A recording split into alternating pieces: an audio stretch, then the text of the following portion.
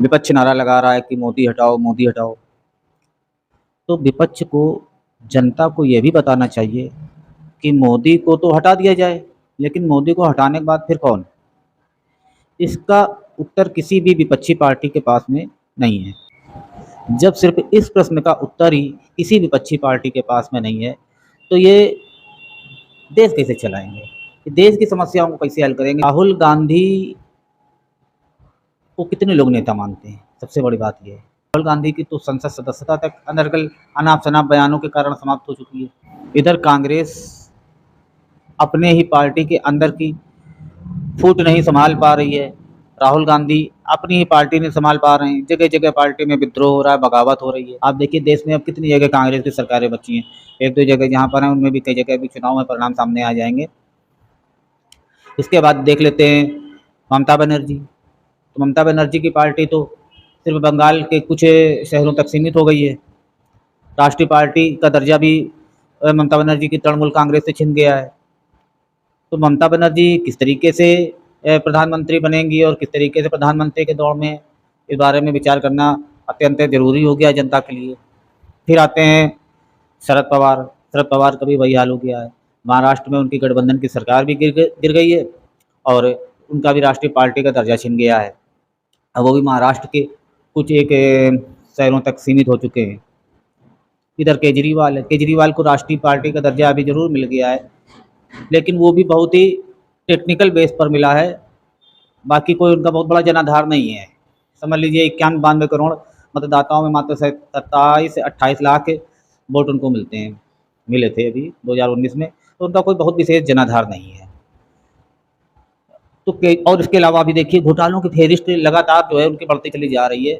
मनीष सिसोदिया उनके उप मुख्यमंत्री, सत्येंद्र जैन उनके स्वास्थ्य मंत्री, ये सब जेलों में पड़े हुए हैं गंभीर घोटालों के अपराध में, जिनके खिलाफ अत्यंत प्रामाणिक साक्ष्य अदालत को मिल रहे हैं, इनकी जमानतें नहीं हो रही हैं, जिसकी आंच में अभी इनकी पार्टी के कई और मंत्रियों का से पूछताछ करी जा रही है। तो इस स्थिति में केजरीवाल किस प्रकार से नेतृत्व कर सकते हैं, ये एक बहुत ही गंभीर विषय है, क्योंकि केजरीवाल का खुद का ठिकाना नहीं लग रहा है कि पता नहीं क्या हो, क्योंकि इतने घोटाले हुए, उप मुख्यमंत्री, स्वास्थ्य मंत्री सब घोटाले कर रहे हैं और मुख्यमंत्री को पता ना हो, ये एक अत्यंत शोचनीय विषय है, जिस पर जांच एजेंसियां बहुत ही सतर्कता से विषय को देख रही हैं और उस पर जल्दी कुछ न कुछ खुलासा सामने आएगा। अब आते हैं नीतीश कुमार। तो नीतीश कुमार को सोशल मीडिया में आजकल लोग पलटू चाचा और इस प्रकार से, क्योंकि वो दल बदल करते रहते हैं, कभी इस पार्टी में चले गए, सरकार में जिस पार्टी का बहुमत हुआ उसमें चले गए, इस प्रकार से वो अपना कर रहे हैं 20-25 सालों से। अब जो आदमी अपने बिहार का 20-22 सालों से मुख्यमंत्री रहकर विकास न कर पाया हो, योगी जी को आप देखिए 7-8 साल में जो है अभी 7-8 साल भी नहीं हुए, 6-7 साल में यूपी को कहाँ से कहाँ पहुँचा दिया। आज इन्वेस्टर जो हैं यूपी में इन्वेस्ट करने के लिए बिल्कुल भीड़ लगी हुई है इन्वेस्टरों की। आप बिहार को देखिए, एक आदमी 20-22 साल से मुख्यमंत्री रहता है और बिहार को अब कहता है कि अति पिछड़े राज्य का दर्जा जो है विशेष राज्य कर दिया जाए। तो अति पिछड़ा क्यों, ये सवाल वो बीजेपी से करता है। खुद मुख्यमंत्री 20-22 साल से बिहार का, और अब किसी पार्टी को उस पर विश्वास भी नहीं है, क्योंकि वो पलटू चाचा है, लोग कहते हैं सोशल मीडिया में जैसा। तो उनके बारे में तो शायद जनता बहुत अच्छे से जानने लगी और सारी पार्टियां जानने लगी कि नीतीश कुमार पर विश्वास करने का मतलब है अपने पैर पर कुल्हाड़ी मारना। ये सारी पार्टियां आप समझ चुकी हैं। अब इसके बाद उन्हीं के जो साझेदार हैं तेजस्वी यादव, जिनसे गठबंधन की सरकार चल रही है नीतीश कुमार की, उनका तो पूरा परिवार, लालू यादव है तो वो अपना चारा घोटाले में चल रहा है, उनकी सजा। उधर रेलवे भर्ती में नौकरी के बदले ज़मीन लिखवाने में लालू यादव और तेजस्वी यादव का पूरा परिवार पूछताछ के घेरे में चल रहा है। और कहीं ना कहीं ये सत्य भी दिखाई देता है कि कहीं ना कहीं कुछ हुआ जरूर है, क्योंकि लालू यादव कहाँ तो पहले कहते थे ये गरीब गुरबों की सरकार है, और आज उनके पास ज़मीनों और संपत्ति की अथा मतलब कोई सीमा नहीं है, इतनी संपत्ति है कोई उसका था नहीं है। तो कहीं ना कुछ तो हुआ है, इसका हिसाब जो है देना पड़ेगा, क्योंकि भाई ये जनता का पैसा है, लोकतंत्र है, आप जनता के नेता हैं, तो जनता का पैसा आपके पास जब कुछ नहीं था तो इतना पैसा कहाँ से आया, ये तो सवाल वाजिब बनता है और इसका सवाल जो है जनता पूछेगी और जवाब आपको देना पड़ेगा। आगे बढ़ते हैं तो थोड़ा अखिलेश यादव को देख लेते हैं।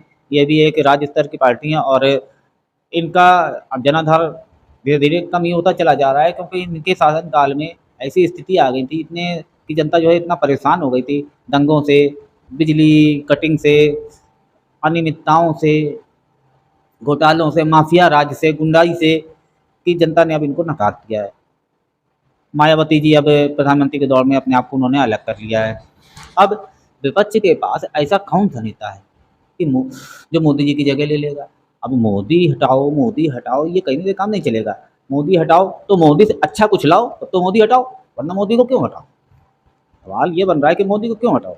मोदी से अच्छा आपके पास कोई ऑप्शन हो तो मोदी को हटाया जाए। जनता का ठीक है भाई, तो जनता को कुछ ऐसा दिखाओ कौन सा नेता इतना जो है अच्छा है, इतना अच्छा काम कर रहा है कि मोदी को हटा के उसकी जगह, मोदी जी की जगह उनको लाया जाए। जितने भी लोग प्रधानमंत्री के रूप में अपने आप को प्रस्तुत कर रहे हैं, तो उन सबकी उपलब्धियां भी एक बार चेक कर लेनी चाहिए कि किसने अब तक कौन से ऐसे ऐसे काम किए हैं, अच्छे अच्छे काम किए हैं देश के लिए, समाज के हित में क्या क्या काम किए हैं कि इनको प्रधानमंत्री पद के लिए उपयुक्त समझा जाए। अब ये निर्णय जनता को करना है कि मोदी नहीं तो फिर कौन है, या मोदी से बेहतर विकल्प अभी देश के पास कुछ नहीं है। Modi is the best, east or waste.